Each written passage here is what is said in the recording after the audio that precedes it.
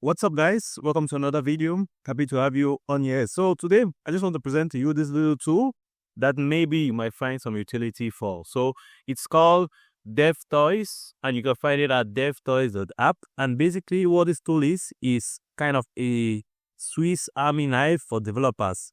So it's a desktop app that helps developers in their daily tasks. So a developer, you might have a lot of little things you have to do, and you just want like this kind of app that is going to allow you to do all of those features. So this tool is having so many things in it that I can't even begin to explain all of them. So let's just check it out and see some of those tools and how easy it can be. So what you want to do is you can head straight to this website, devtoys.app, download the app, and let's see some of the tools that come in it. The first thing is that it's open source and cross-platform, so it's totally free to use. Second thing, it go faster with smart detection. DevToys can automatically detect the best tool that fits the clipboard as well. So it has that feature.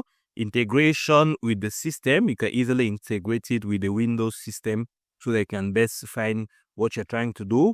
And so you can equally use it from the terminal. So let's see some of the tools that are available here. So 30 tools by default and many more to be downloaded.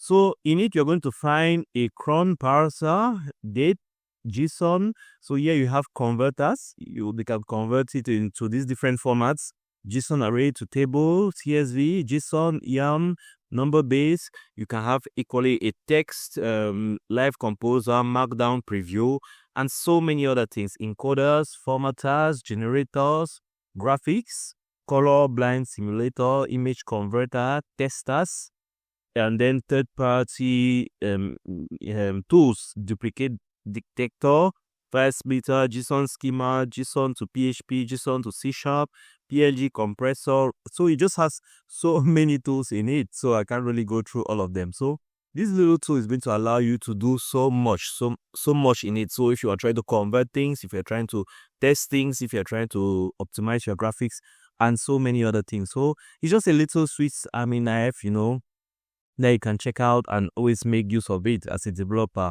you might need that in your arsenal, just if you always use these features. So if you're like me, who needs to format data all the time, then you definitely want to make use of something like that. So this is just a little nifty tool I wanted to present to you. You can check it out and let me know which one you're going to be using, or which tool in it you're going to be using the most. So I hope you enjoyed the video. Catch you on the next one.